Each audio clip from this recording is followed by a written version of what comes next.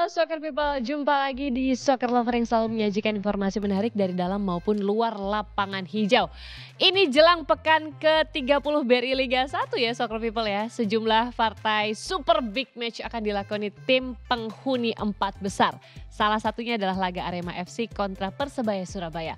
Nanti akan kita bahas laga panas di Derby Jatim ya. Tapi sebelum itu kita akan mulai dari sang pemuncak klasemen terlebih dahulu, yaitu Persib Bandung yang bakal menjamu PSS Sleman, tim yang tengah berjuang keluar dari zona degradasi. Kalau secara matematis nih, kalau dihitung-hitung Maung Bandung sih emang tinggal membutuhkan 8 poin untuk mengunci gelar juara ya. Jika memenangi laga Sabtu nanti, langkah Pangeran Biru akan semakin mudah untuk angkat trofi. 5 laga tersisa terasa bak partai final bagi skuad Persib Bandung. Keunggulan 8 poin atas Dewa United di papan klasemen membuat pasukan Boyan Hodak harus ekstra tancap gas untuk mengamankan titel juara. Namun PSS, lawan yang dihadapi Persib di pekan ke-30 juga memiliki kepentingan karena mereka membutuhkan tambahan poin untuk menjaga asa bertahan di kasta tertinggi. Di atas kertas, Persib lebih diunggulkan karena bermain di kandang sendiri. Apalagi mereka sedang dalam tren positif, 4 laga tanpa kekalahan. Bahkan di laga kandang terakhir, mental juara Nick Kuipers dan kolega dibuktikan dengan kemenangan lawan Bali United. Sempat tertinggal lewat tendangan bebas Irfan Jaya, Persib berhasil remontada melalui gol Beckham Putra dan Gustavo Franca. Jelang melawan PSS, kabar baik dan kabar buruk menghampiri Persib. Kabar baiknya adalah Febri Haryadi dan David da Silva kondisinya semakin membaik. Bukan tak mungkin keduanya bakal kembali merumput. Nah, kabar buruknya adalah tuan rumah terancam kehilangan Ciro Alves. Pemain asal Brazil itu harus menjalani pemeriksaan setelah melawan Bali United. Tapi dengan kedalaman skuad yang dimiliki, Boyan Hodak harusnya tak perlu pusing ya Soccer People. Sementara di kubu PSS, 3 kekalahan beruntun yang diderita membuat alarm bahaya telah menyala. Torehan hasil buruk membuat PSS kini terdampar di dasar klasemen dengan koleksi 22 angka, hasil 7 kali menang, 4 seri, dan 18 kalah. Hasil minor ini tentu membuat kubu Superlang Jawa gerah. Mereka harus berbenah agar selamat. Menghadapi sang juara bertahan, PSS dilanda kabar buruk dengan terancam absennya 2 pemain andalan karena cedera, yakni Kleberson Souza dan Betinho. Persib tentu bukan lawan yang mudah bagi tim asal Sleman ini. Mereka hanya sekali menang dan menelan 4 kekalahan dalam 5 pertemuan terakhir. Pertandingan lain yang tidak kalah sengit adalah pertarungan antara Dewa United kontra Malut United. Kedua tim ini terpaut 6 poin di klasemen, membuat laga ini dijamin bakal seru untuk memperebutkan jatah Asia. Apalagi Dewa United ini tengah krisis gol di 3 laga terakhir, sementara tim tamu justru sedang on fire. 11 laga tanpa kekalahan. Dewa United harus menang saat melawan Malut United jika ingin terus membuntuti Persib Bandung. Pasalnya, sekali saja terpleset, peluang juara bakal semakin sulit. Lini serang Dewa United kini tengah jadi sorotan. Hanya mencetak 1 gol dalam 3 laga terakhir, tentu bukan hal baik bagi tim penghuni 2 besar. Capaian ini berbanding terbalik karena Banten Warriors dihuni sejumlah pemain bertipe menyerang yang mumpuni, seperti Alex Martins, Egy Maulana, Taisi Marukawa, Alexis Meisidoro, dan Septian Bagaskara. Di sisi lain, Malut United bukanlah lawan sembarangan. Meski berstatus tim promosi, Laskar Kiraha menjelma jadi tim kuda hitam musim ini. Mereka tak pernah kalah dalam 11 laga terakhir. Bahkan 7 laga diantaranya berhasil dimenangi. Capaian ini membuat Malut United kini menjadi penantang serius di papan atas. Tim asal Maluku Utara itu bercokol di urutan kelima dengan koleksi 47 angka, sama dengan perolehan poin Persija. Penghargaan pelatih terbaik BRI Liga 1 bulan Maret pun disabet sang nakoda Imran Nahum Maruri. Pria berusia 46 tahun itu merupakan satu-satunya pelatih lokal yang tersisa di BRI Liga 1 musim ini. Kemenangan melawan Dewa United bakal membuka jalan Malut United mencetak sejarah bermain di kancah Asia untuk kali pertama. Sementara dari laga lain Persija Jakarta akan melawan Semen Padang. Misi berbeda diusung kedua tim pada laga nanti ya. Macan Kemayoran berambisi bersaing di papan atas, sedangkan tim Kabau-Sirah ingin bertahan di kasta teratas. Persija butuh banget menang nih karena tambahan 3 poin bakal memanaskan persaingan ke kancah Asia. Sayangnya laga nanti ini nggak digelar di kandang Persija Jakarta International Stadium namun di Stadion Pakansari Bogor. Halo pemirsa, saat ini Persija Jakarta menggelar latihan jelang laga pertandingan melawan Semen Padang yang akan diselenggarakan pada tanggal atau hari Minggu 27 April 2025 di Stadion Pakansari Bogor, Jawa Barat. Di mana nantinya kedua tim ini akan bertanding secara maksimal untuk mempertahankan posisinya masing-masing di Liga 1 pekan ke-30. Nah, gimana latihannya? Yuk kita lihat. Angin segar menghampiri Persija jelang menghadapi Semen Padang. Pada laga yang digelar di Stadion Pakansari Bogor, dua pemain andalannya Muhammad Ferrari dan Gustavo Almeida dipastikan dapat bermain setelah terhindar dari hukuman berat Komite Disiplin PSSI. Ferrari sempat diganjar kartu merah langsung kala menghadapi Madura United 6 April 2025.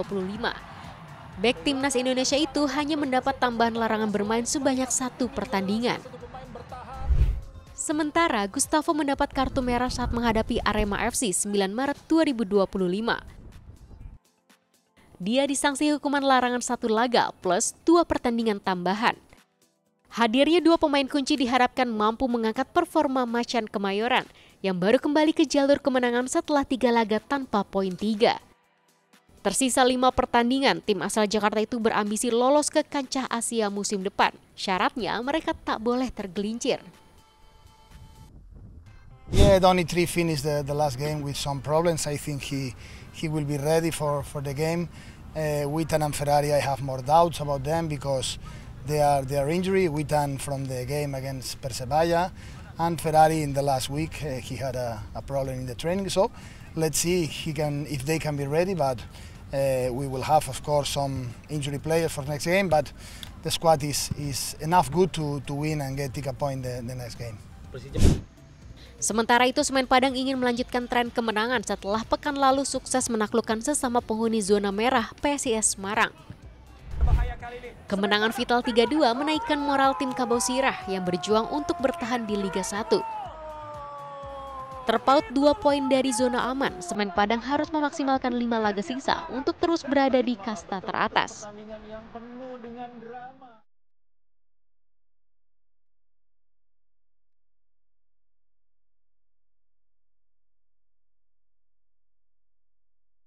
Tapi yang gak kalah seru adalah duel super big match yang akan tersaji di Stadion Kapten Iwayan Dipta Gianyar saat Arema FC bertemu Persebaya Surabaya.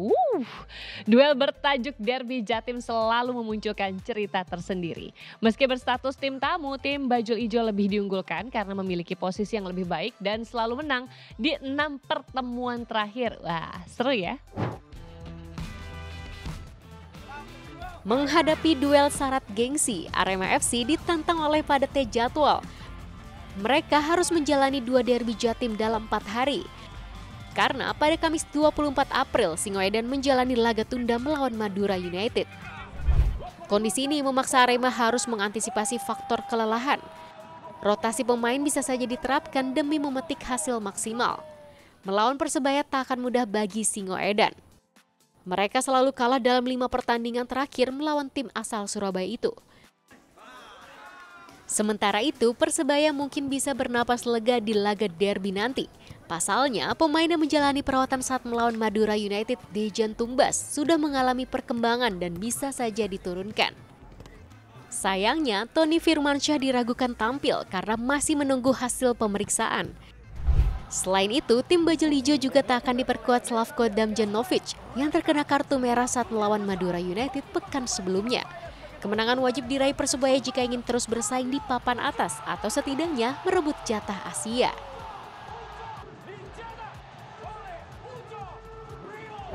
Oke, udah cukup kayaknya kita ulas laga super seru di pekan ke-30 BRI Liga 1. Sekarang kita akan beralih ke satu sosok yang menjadi bintang lapangan. Ada yang mencuri perhatian di BRI Liga 1 musim ini, dia adalah bintang Persita Eber Besa. Jadi pemain berusia 33 tahun asal Brazil itu didatangkan pendekar Cisadane di pertengahan musim. Tapi dampaknya sangat luar biasa. Setuju nggak? Performa menawan Eber Beza musim ini sangat berdampak luar biasa bagi Persita.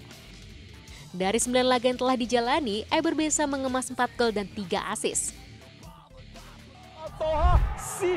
Meski usianya sudah tak muda lagi, kontribusi positif pemain asal Brazil itu beberapa kali menyelamatkan Persita hingga meraih poin 3.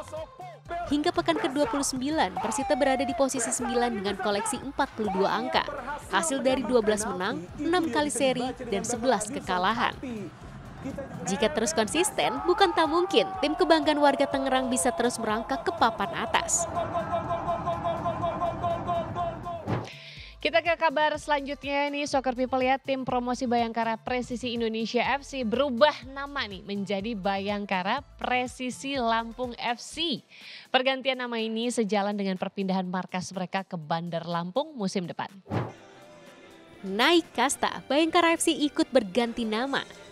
Ya, kalau sebelumnya bernama Bayangkara Presisi Indonesia FC, sekarang berubah menjadi Bayangkara Presisi Lampung FC. Mereka pun resmi akan pindah markas ke Lampung. Nantinya, Bayangkara akan bermarkas di Stadion Sumpah Pemuda Bandar Lampung yang saat ini masih dalam renovasi dan diperkirakan rampung Juni 2025.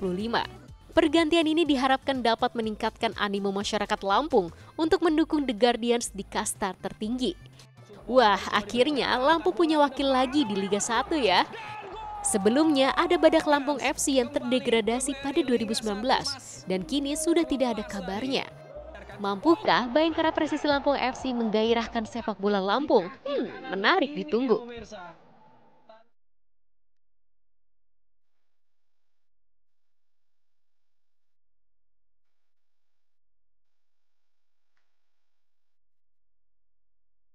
Tapi kita kalau ngomongin Bayangkara FC ini cukup unik ya, Soccer People ya. Jadi lahirnya di Surabaya.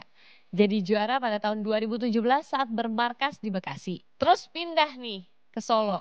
Sempat berkandang di PT IKA Jakarta, lalu sempat pindah-pindah kandang juga. Dan sekarang bermarkas ke Lampung gitu. Jadi wiu gitu ya.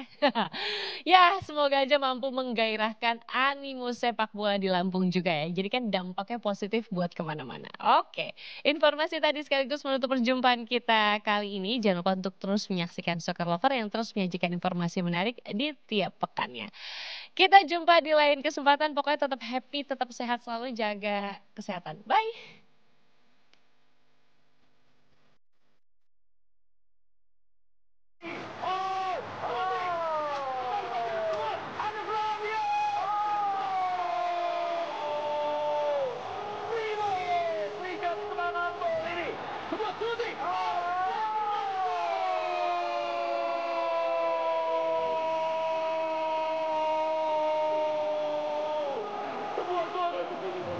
Gerakan kali ini untuk menutup. Oh baik kali ini pemirsa.